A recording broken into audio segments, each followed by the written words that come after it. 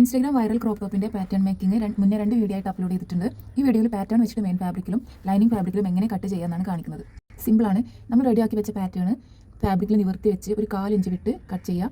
Fabric എടുക്കുമ്പോൾ width and length എല്ലാം നോക്കി എന്തിനെല്ലാം തുണി ആവശ്യമുണ്ടെന്ന് വ്യക്തമായൊരു പ്ലാനിങ് വേണം. ബാക്ക് പീസ് പാറ്റേൺ ഉണ്ടാക്കിയിട്ടില്ല, അത് ഫ്രണ്ട് പീസ് വെച്ചിട്ട് ഈസി ആയിട്ട് മാർക്ക് ചെയ്യാവുന്നേ ഉള്ളൂ. ബാക്കിൽ ഞാൻ ഈ ടോപ്പിന് ഹുക്കാണ് കൊടുക്കുന്നത്. അതിന് വേണ്ടിയിട്ട് 2 ഇഞ്ച് മാറ്റിയിട്ട് പാറ്റേൺ മാറ്റി കട്ട് ചെയ്താൽ മതി. ഫാബ്രിക്കിൻ്റെ കരവശം ഇതിനായിട്ട് യൂസ് ചെയ്യാം. ലോക്ക് പീസ് കട്ട് ചെയ്യുമ്പോൾ ഫാബ്രിക് ക്രോസ് ആയിട്ട് വരാതെ ശ്രദ്ധിക്കണം. ക്രോസ് ആയി കഴിഞ്ഞാൽ സ്റ്റിച്ച് ചെയ്യുന്നതിനനുസരിച്ച് വലിഞ്ഞ് ഫിനിഷിംഗ് പോകും.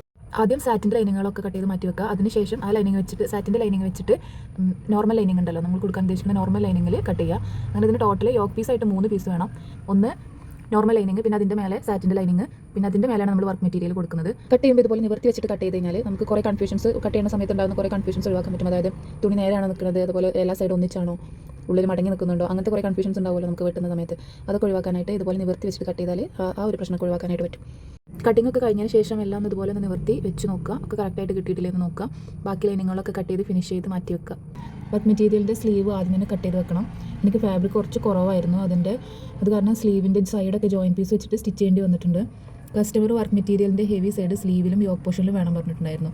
വർക്ക് മെറ്റീരിയലിൻ്റെ പാറ്റേൺ എങ്ങനെയാണ് വരുന്നതെന്ന് നോക്കി ഭയങ്കര കെയർഫുൾ ആയിട്ട് വേണം യോക്ക് പീസ് കട്ട് ചെയ്യാൻ. ഞാനിവിടെ യോക്ക് പാറ്റേൺ പേപ്പറിൻ്റെ ആ സെയിം ഷേപ്പിൽ കട്ട് ചെയ്യുന്നില്ല. അപ്പോൾ ലൈനിങ് വെച്ചിട്ട് സ്റ്റിച്ച് ചെയ്ത് കഴിഞ്ഞിട്ടാണ് വർക്ക് മെറ്റീരിയൽ കട്ട് ചെയ്തിട്ട് ഫിനിഷ് ചെയ്യുന്നത്. സ്റ്റിച്ചിങ് ചെയ്യുന്ന സമയത്ത് എന്തെങ്കിലും മിസ്റ്റേക്സ് പറ്റിയോ തുണി തികയാതെ വരികയൊക്കെ ചെയ്താൽ ആദ്യമേ കട്ട് ചെയ്ത് മാറ്റിയാൽ അത് റെഡിയാക്കി എടുക്കാൻ ബുദ്ധിമുട്ടാവും. ഇങ്ങനെ ചെയ്യുമ്പോൾ എനിക്ക് ഭയങ്കര പെർഫെക്റ്റ് ആയിട്ട് കിട്ടാറുണ്ട്.